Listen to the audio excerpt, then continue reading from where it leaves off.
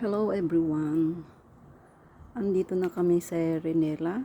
Dito kami spend ng aming Christmas. Guys, bisitahin natin yung garden dito. Yung garden nila. Garden ko rin yun. So, eto po yung ayan guys, ito yung kanilang mga halaman.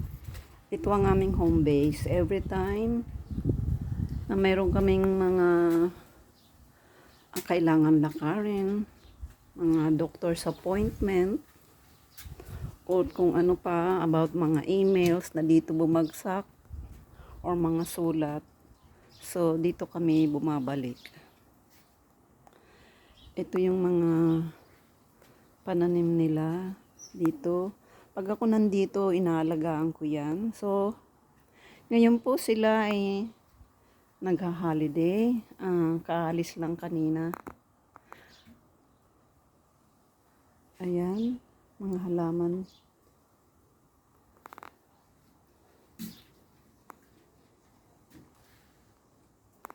Ayan, ang dami namang kalamansi, guys. Ayan, oh. Ayan, merong napakababa. Tawag dito ay babako. Parang papaya siya. Yan. Ito may tanim ako ritong ito oregano. May tanglad. Ayun guys, aayusin ko yan. Ang dami ng bunga ng kalamansi. Ayan oh. Mga susunod na araw ay i-harvest ko yan at ibebenta ko siya. Yan. Sabi nila, help yourself, Elma. Pilipina ang babae, ang kaibigan na yun. Pareha sila mabait. Ayan. Ang daing kalamansi, guys. So, kung hindi ko yan nanihin, hihinog siya. Ayan, mapapakinabangan siya. Di naman namin dito ganong ginagamit ang kalamansi. Tapos, ito pa yung kanilang apricot. Ayan. Siya, sabi niya, kumuha ka lang ng kumuha din, Elma. Bahala ka dyan. Ang daming apricot, guys. So, naka, siya, net, para hindi kainin ng mga ibon. Ayan. Dami ng bunga. Malapit na siya mahinog. Mga ilang araw na lang, guys. Ang tamis pa naman yan. Ayan. Ito ay nectarine naman na isa. Ayan. Ayan ang bunga. Pag ako nandito, lahat nililinis ko rin itong mga garden nila. Parang tinuturing ko rin sa amin din ba? Kasi tinuturing nila kaming pamilya. So, pamilya ang turingan namin. Ayan guys, ito yung apples. Granny apples. Kulay green siya. So, mga next year pa yan. Dadami ng bunga niyan guys. Ayan o. Ikot ko kayo sa mga halaman at mga pananim. Ako'y magtatanim din habang wala sila. Kasi ano ko rin yan eh. Isang hobby ko rin na ginagawa araw-araw. Kung meron lang ba ditong inipin yung aking darling, ayaw niya ma-permit sa isang lugar. Oh guys, itong mga spring onion, ito ay aking tanim ito. Ang lalaki na oh. Anihin ko itong mga bunga na may buto para maitanim yan.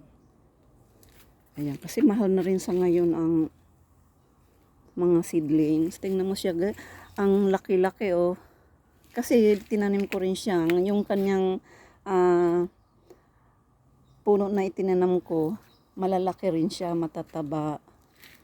Yan. Tapos ito naman yung tanim nila. Merong mga zucchini. Ayan guys, so yung zucchini. Mga ilang araw niya, nang hahaba yan, lalaki. Ito, kalabasa, wala pa siyang bunga.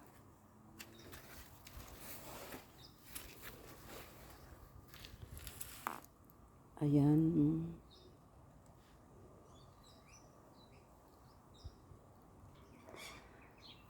Tangke ng tubig kung gusto ko magdilig. Dito ako kukuha.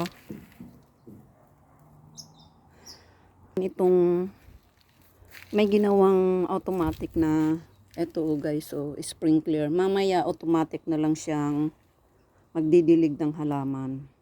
Hindi ko na kailangan hawakan pa yung hose.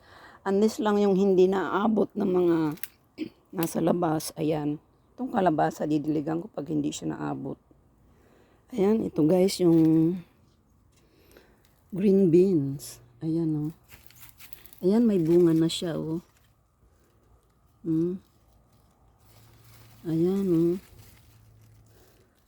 Sa mga susunod na araw aanihin ko na yan ang iba. Kasi pag tumigas hindi na maganda. Ayan oh guys. Yan. Green beans. Ito pa, zucchini. Ayan. Yan, dati may zucchini dito na habang wala sila, lumaki ng ang taba, ang laki. Tapos eto naman yung talong. Yan.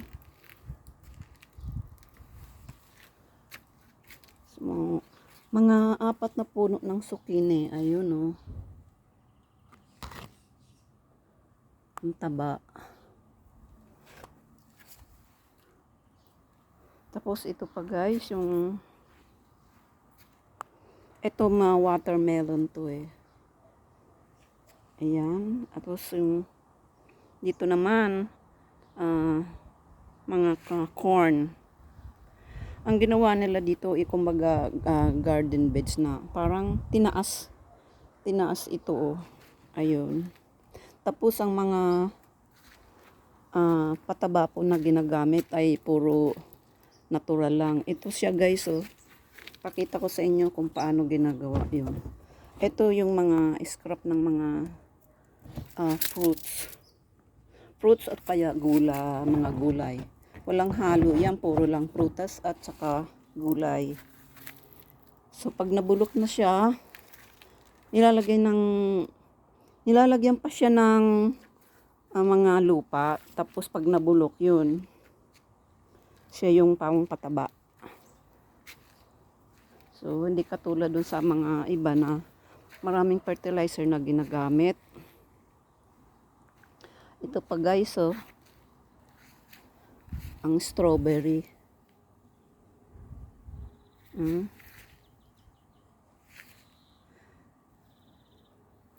Ayan, ang gawa nila, hindi sila nagtatanim dito sa basta-basta sa lupa lang. Ayan, mga binili yan talaga.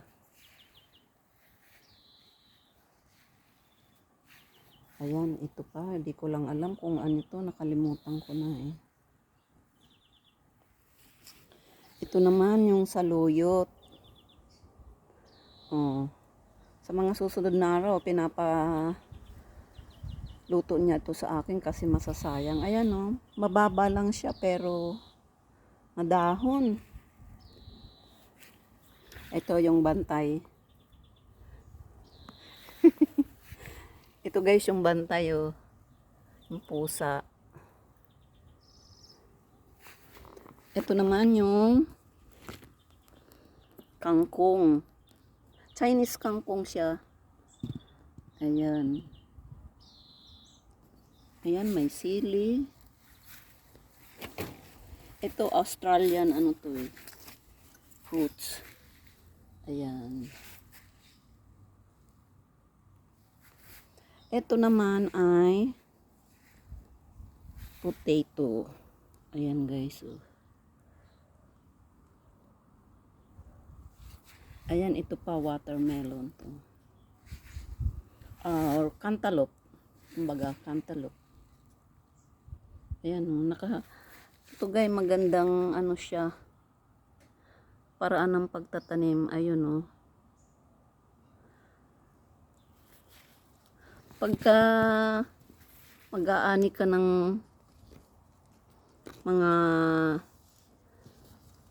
potato, sweet potato lang, bubuksan lang ito guys oh.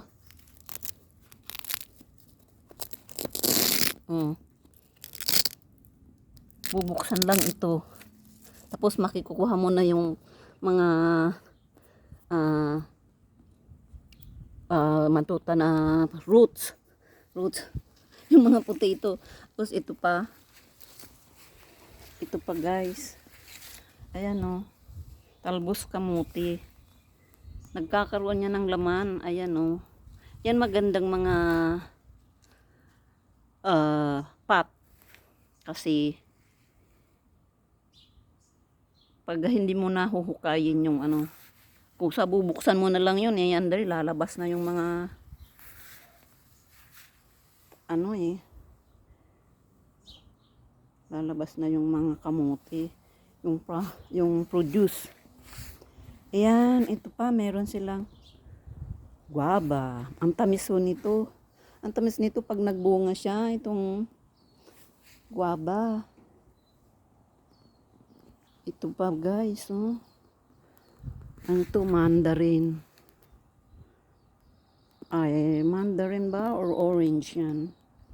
Ate, ang baba lang yan eh. May bunga siya.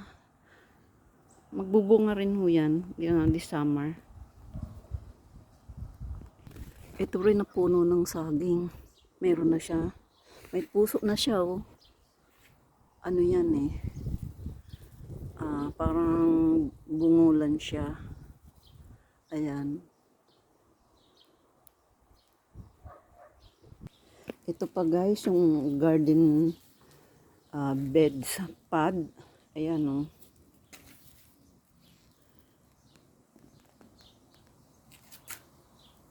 Silver vet. Parang petsay ba? Tapos ito naman ang mga carrots. Ayan.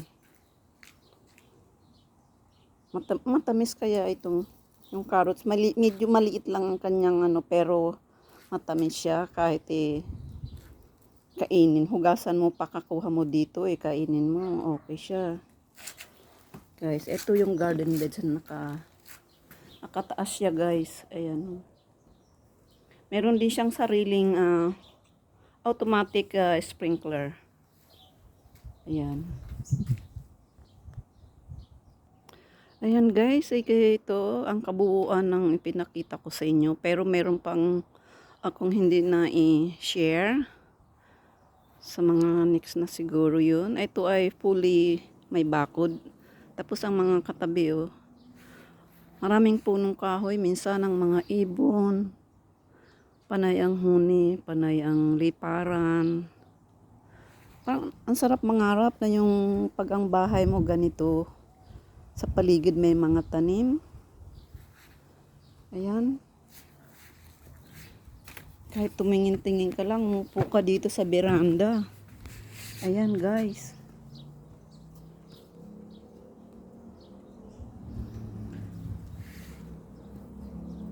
Bukas kukuha ako ng apricot. Ayan. See you guys. Thank you for my video. Sana po ay nagustuhan din nyo. Na kahit sa kahit sa ibang lugar, kung gusto magkaroon ng tanim, magagawa. See you. Bye.